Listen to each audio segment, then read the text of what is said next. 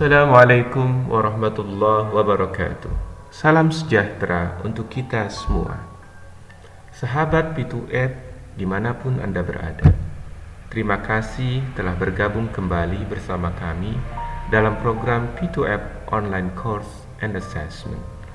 Let's Nurture the Nature. Video kita kali ini akan berbicara tentang Heredity in Fingerprints, penurunan pola sidik jari. Video kita kali ini bertujuan untuk mengetahui penurunan pola sidik jari manusia sebagai argumen bahwa pola sidik jari seseorang itu diwariskan, inherited, dari kedua orang tua.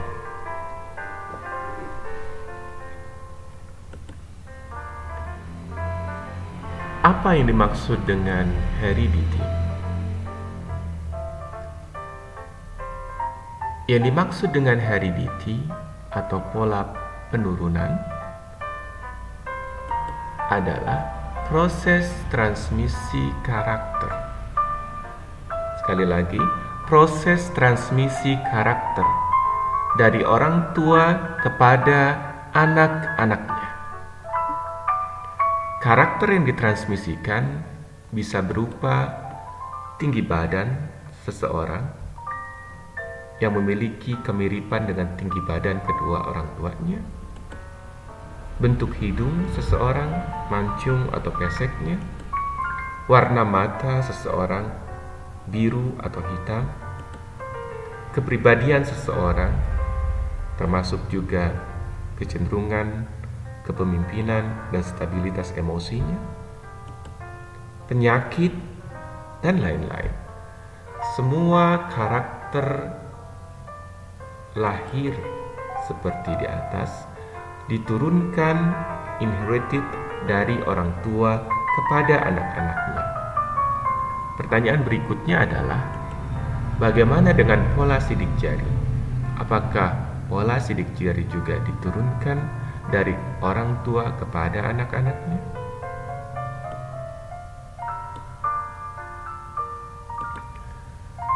Jika ada orang tua, seorang lelaki dan seorang perempuan menikah, lalu mendapatkan 4 orang anak, pertanyaan mendasar yang kita bisa ajukan dari kondisi ini adalah, adakah hubungan pola sidik jari orang tua mereka dengan pola sidik jari dari keturunannya? Jika kita tarik sampai ke kakek dan nenek mereka, maka bagaimana dengan kakek nenek kita? Apakah mereka juga menurunkan pola turunan sidik jari untuk kita?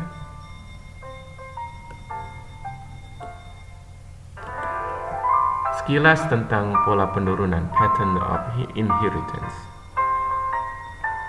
Sebelum kita melakukan pembahasan tentang bagaimana pola sidik jari itu diturunkan, kita akan memulai dari prinsip dasar dalam genetika, bahwa gen menjadi kode genetik yang mempengaruhi bentuk tubuh dan kepribadian bawaan seseorang. Gen-gen selalu berpasangan karena mereka dibawa dalam bentuk kromosom yang berpasangan. Hanya satu gen pada setiap pasangan yang masuk ke dalam sperma atau indung telur yang menyatu saat konsepsi untuk menjadi seorang bayi. Dengan demikian, bahkan pada proses konsepsi itu sendiri telah terjadi proses kompetisi antar gen-gen. Pada prinsipnya, pada manusia, setiap sel umumnya terdapat 23 kromosom, sehingga totalnya adalah 46 kromosom. Seperti kita ketahui bahwa kromosom saling berpasangan satu sama lainnya, seperti terlihat pada gambar di samping. 22 pasang kromosom ini tampak sama pada laki-laki dan perempuan. Pasangan yang ke-23, yakni kromosom penentu jenis kelamin, berbeda antara laki-laki dengan perempuan. Perempuan memiliki 2 salinan kromosom X, sementara lelaki memiliki 1 kromosom X dan 1 kromosom Y. Ada prinsip dalam genetika yang disebut dengan dominant recessive principle. Prinsip ini mengatakan bahwa sebuah gen dominan akan selalu memenangkan persaingan penurunan, inheritance competition, saat berpasangan dengan gen resesif, gen penerima untuk traits tertentu. Sebuah gen resesif akan mendapatkan ekspresi keseluruhan, complete expression, hanya saat disandingkan dengan gen resesif serupa. Jika sebuah gen resesif disandingkan dengan sebuah gen dominan, maka blueprint resesif untuk sifat traits akan ditutupi. Sehingga berlaku prinsip bahwa yang kuat yang menang, yang kuat yang muncul, yang lemah tertutupi. Riset membuktikan selalu ada perbedaan kode DNA pada setiap orang, walau perbedaan itu sangat-sangat tipis.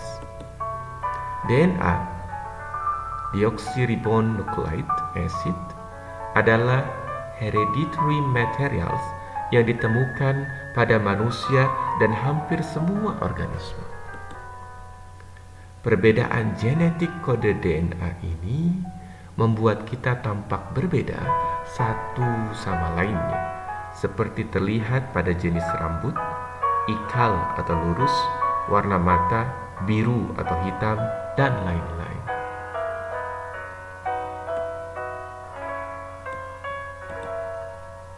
Lalu bagaimana semua ini bekerja? Andaikan ini sebuah family dengan ayah, ibu, kakek, nenek, dan 2 orang cucu. Satu dari setiap pasangan gen yang ibu Anda miliki diwariskan dari ayahnya, kakek Anda. Sepasang gen yang lain diwariskan dari ibunya, nenek Anda. Saat gen-gen ini dipisahkan menjadi indung telur yang membuat Anda lahir ke dunia, Anda mewarisi versi gen dari kakek atau versi gen dari nenek Anda. Demikian juga yang terjadi untuk gen yang Anda wariskan dari ayah. Pertanyaannya adalah, bagaimana dengan sidik jari? Apakah hal yang sama terjadi pada pola penurunan sidik jari? Apakah ada kompetisi? Apakah ada sifat dominan yang menyebabkan sifat yang resesif atau sifat yang lemah tertutupi karena kalah dalam proses kompetisi? Riset membuktikan lebih dari 60% dari sidik jari manusia memiliki kesamaan dasar dalam pola, tetapi tidak satu pun orang memiliki sidik jari yang benar-benar sama, termasuk juga mereka yang kembar identik. Distribusi umum pola sidik jari di dunia, loop sekitar 65%, bull sekitar 30%, dan sisanya arc 5%. Seperti sifat fenotip lainnya, sidik jari dikontrol oleh gen. Pertanyaannya adalah, adakah pola sidik jari manusia juga bisa dideteksi memiliki pola penurunan tertentu, seperti layaknya dalam proses kompetisi penurunan kromosom.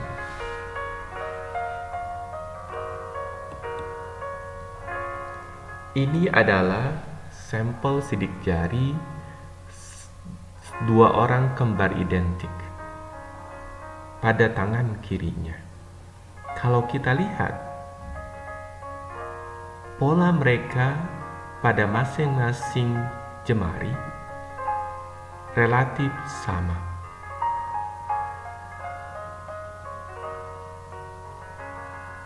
Tetapi jika kita melakukan scanning absensi sidik jari pada sepasang kembar identik, bisa dikatakan walaupun mereka memiliki pola sidik jari yang sama, mereka akan lolos pada mesin absensi itu. Mengapa? Karena walaupun polanya sama, alur pahatan atau friction ridge mereka tidak sama. Artinya tidak kembar identik. Salah satu argumen yang bisa menjelaskan tentang adanya pola penurunan sidik jari adalah pada kasus studi kekeluargaan atau kekerabatan tentang sidik jari, seperti yang dilakukan oleh Pons di tahun 1954. Pons meneliti sekitar 286 individu dalam 55 keluarga berbeda. Pons ingin melihat adakah kesamaan atau perbedaan yang signifikan antara pola sidik jari seseorang dari satu rumpun keluarga yang sama dengan pola sidik jari seseorang dari keluarga yang berbeda. Ataukah ada hubungan antara sidik jari ayah dan ibu dengan pola sidik jari ibu dan anak? Misalkan, hasil riset Pons menunjukkan bahwa ada korelasi antara pola sidik jari ibu dan anak, dan cukup besar, sekitar 59%. Antara ayah dan anak, Pons menemukan sekitar 43% memiliki kemiripannya. Korelasi antara orang tua dan anak secara keseluruhan adalah sekitar 52%. Korelasi antara orang tua dan orang tua adalah sekitar 0,1%. Dan korelasi antara saudara kandung, offspring, dan saudara kandung lainnya sekitar 48%. Yang menarik, mengapa pola sidik jari orang tua dan orang tua korelasinya sangat kecil? Mudah menjawab pertanyaan ini. Jawabannya adalah karena orang tua dan orang tua, ibu dan ayah kita tidak menikah, tidak memiliki hubungan kekerabatan atau hubungan jalinan darah sebelumnya. Sementara ibu anak, ayah anak, orang tua dan anak, saudara kandung dan saudara kandung lainnya memiliki hubungan darah yang menyebabkan mereka memiliki kesamaan struktur genetik pada beberapa hal. Sementara orang tua dan orang tua pada dasarnya tidak memiliki hubungan darah, sehingga boleh dikata struktur genetik mereka pada dasarnya berbeda. Menarik sekali. Lalu ada satu studi lain yang dilakukan di Israel sana yang meneliti sekitar 571 individu suku Habanite yang terisolir. Anderson, peneliti ini, melakukan penelitian tentang penurunan pola sidik jari arc. Hasilnya, mereka menemukan bahwa pola arc memiliki pola dominan, major dominan penurunan genetik.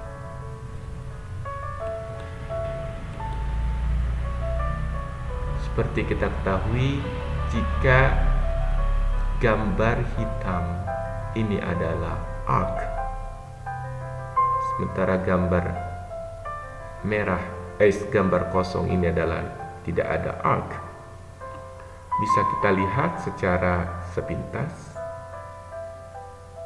pada seluruh gambar ini.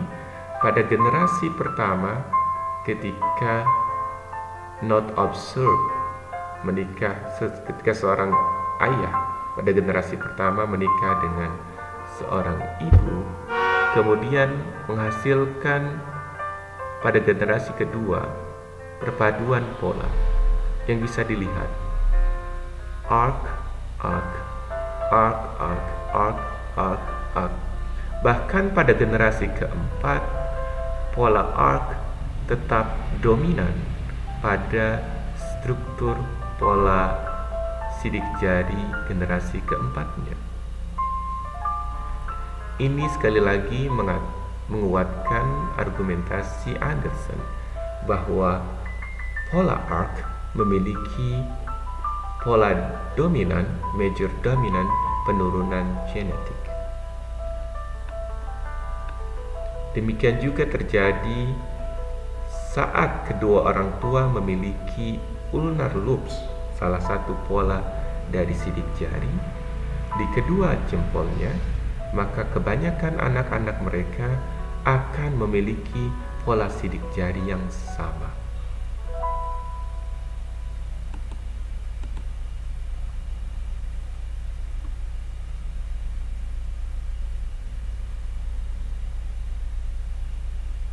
Bahkan kecenderungan itu terjadi pada generasi keempat dari suku Habanite ini.